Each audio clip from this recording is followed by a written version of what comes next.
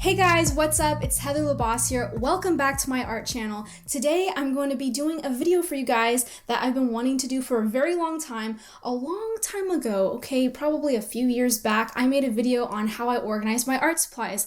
And little did I know, you guys really like those organization videos. It's really a creative process of its own when you're organizing your stuff. But I really want to make this video for anybody out there who thinks that they're Miss Piggy and just doomed to being a messy person, because that's the way that I used to feel. And I just want you guys to know that you are not a messy person. You might have some messy habits, but those are things that you can change, and I promise you guys, you can have an organized room. I believe in you.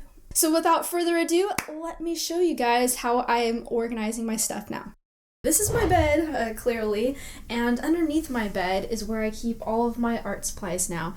I used to have them in bins, if you remember from my old video. However, I have a whole bunch of books in there now, and I decided to just keep everything under here in a nice arranged manner. Let's take them out and I'll show you what I got going on. So in this bin right here, I have all of my drawing supplies. This just gets me so excited when I look at it. So if you're wondering what this is before I begin, it's a hole punch, so I got that in the corner over there. In this bin right here, I have all of my charcoal supplies, but I did do a whole video on this, so if you're interested in going through all of the details, I will have a video, well, I already made a video for you guys on that. I really do like this container with the little latches. It's really nice. It's a good quality container. In this box, I have all of my pencil supplies. I have my kneaded eraser quarantined in its own little container. I don't want cat hair or dirt getting on my kneaded eraser, which is why I have it in there.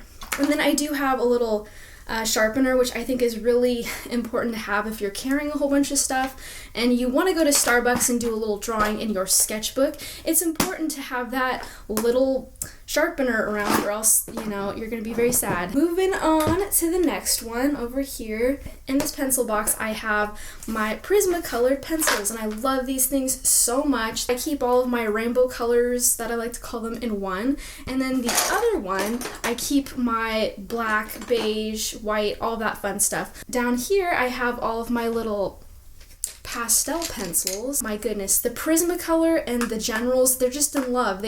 I don't know what I was doing there. These are the block ones. Tucked away in the corner over here, I have more pastels that are just black and white, and I think this is just a set of black down there that I haven't used yet.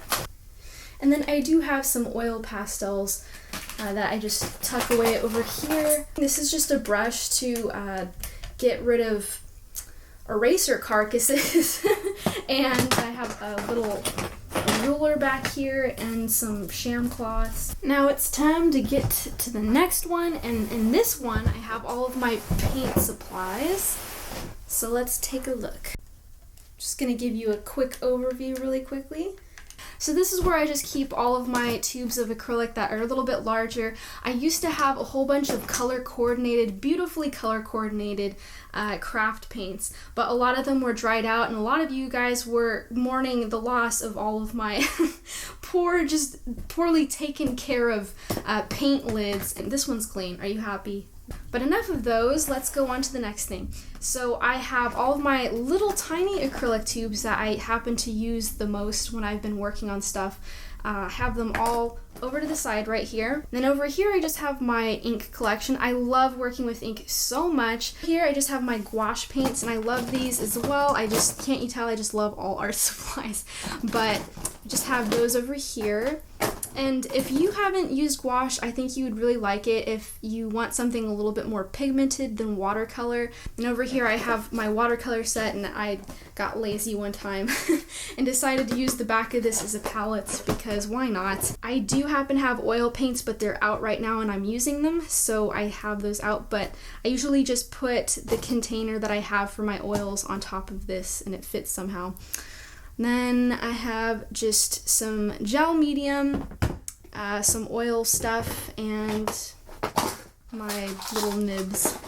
Now last, but certainly not least, I have all of my traditional colored pencils and markers and stuff. I did in fact, have to get rid of a lot of stuff.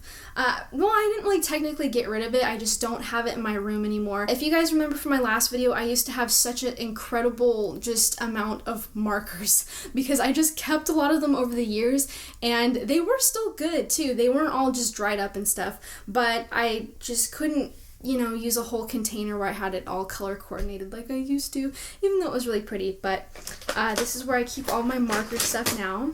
So I just have my regular set of markers. I do have some fun colors that I wanted to keep, and I just keep those over there. And then I have all of my sets of colored pencils. Just have them kind of hanging out. Let me put these back really quick.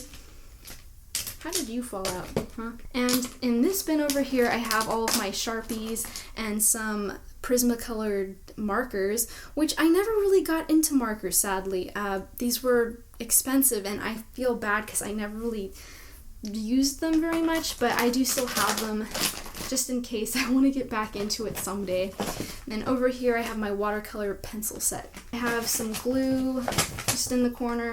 All this stuff is more kind of my crafty, just general supplies kind of thing. So I keep that there. Before I put this back, I just wanted to point out I do have this cute little emblem here, and what this is, it's actually a gift that I got from a teacher whose classroom that I taught at, and I did a little art project with the class, and it was really special, and I will never forget that 5th grade class, so I keep that in here, and so it's just a cute little decoration I have on the outside.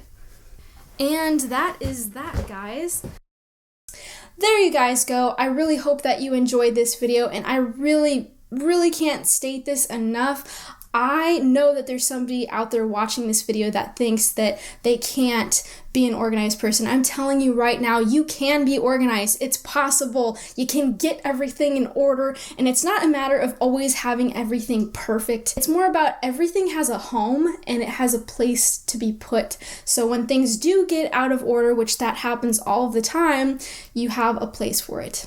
If you happen to be an organized person that just loves binge watching videos talking about organization, help us out in the comments below and let us know some tips that you guys have. And if you're new here, I actually have a whole bunch of other art videos, vlogs, and fun stuff like that, so you could check out my channel and poke around a little bit and see if there's anything that just tickles your fancy. Can't wait to make more videos for you guys on this channel, and I will be seeing you guys soon. Mwah!